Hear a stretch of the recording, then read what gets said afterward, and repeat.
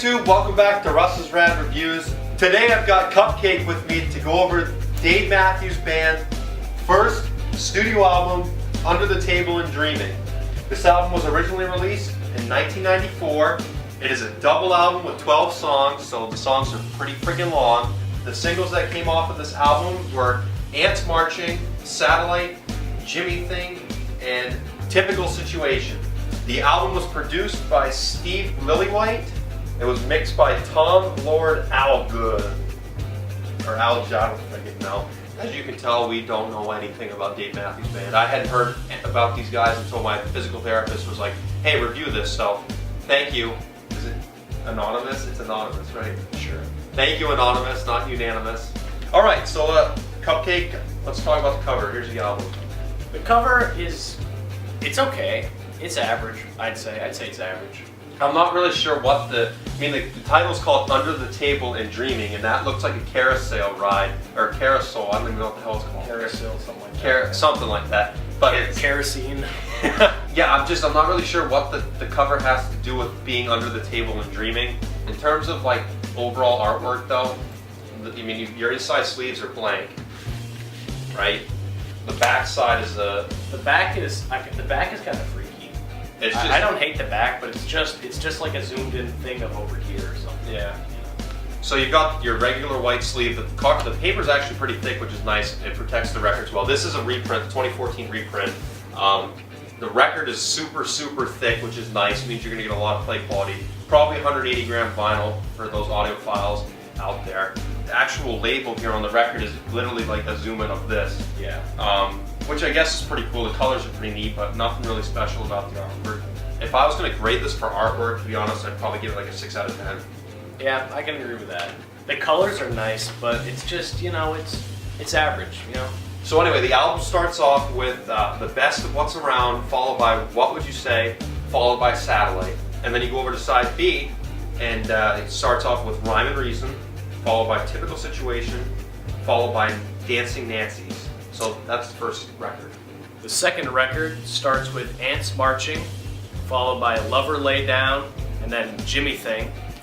And then side D is Warehouse, Pay for What You Get, and Number 34. Yeah, so you get 12 songs with this double album.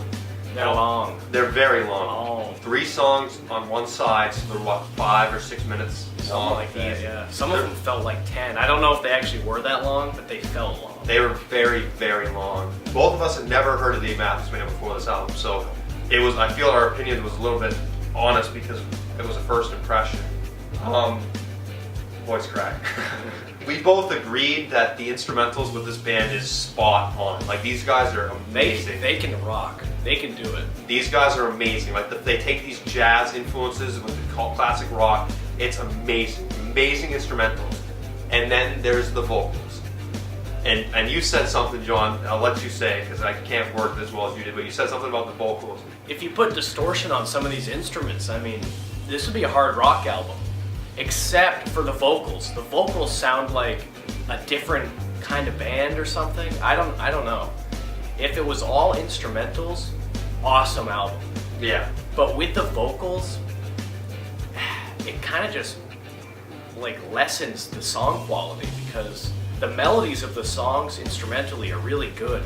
But then the harmonies of the music, like the vocals, don't match with that. It sounds really weird. Yeah, for me, the vocals take away from the instrumentals. These guys are, for the reviews that we've done so far, these guys in terms of instrumental techniques and stuff are up there with the best. Like, absolutely. These guys are amazing. Yes. It's just the vocals. I'm not sold on the vocals. It was the mid-90s. This was released in 94. Yeah. So it kind of has that grungy Pearl Jam feel to it. On that note, Pearl Jam did it better with those kind of vocals. The instrumentals, if this was just instrumentals, it'd be a 9 or a 10. It'd be an 8, 9, or 10. Yeah, but for me, I feel like a 6 out of 10 is the best I can do for... the instrumentals are good, so maybe 6.5 out of 10. But it's just the vocals for me. I really couldn't... I wasn't moved by the vocals. I'm gonna go with just a 7. So yeah, I think I'll agree with you on that, John. I'll give it a 7 out of 10 too. Because for what it lacks in vocals it makes up with. I mean, banging riffs, yes. saxophones. There was a harmonica part in one of these songs that was the harmonica and the saxophone. It was really good. I haven't even heard of these guys. Obviously, they're pretty popular. You know, because people there's people that I used to go to school with. They're like, oh, Dave Mathews, Dave Mathews. Yeah, like, who the hell are these guys? You look them up on YouTube. They got millions of hits. You know, So, for us personally, I think we could agree that they're not very important to us. yeah, I mean, it's just not what we listen to. I mean, Right. I definitely would consider listening to more of these guys if you can find me.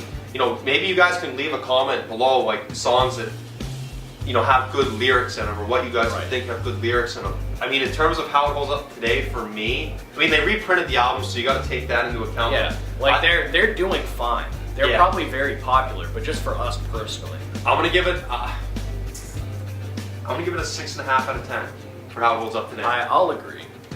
I think it's just not our expertise. It's not the music that we listen to, but I mean, based on what we heard in our ears, the music, the instrumentals were solid. This album's not bad. If you guys like Dave Mathews, definitely consider picking it up. Check it out on Sound of Vinyl. I think they're reprinting it. But with that said, guys, we're gonna close out of here. If you haven't subscribed already, consider subscribing.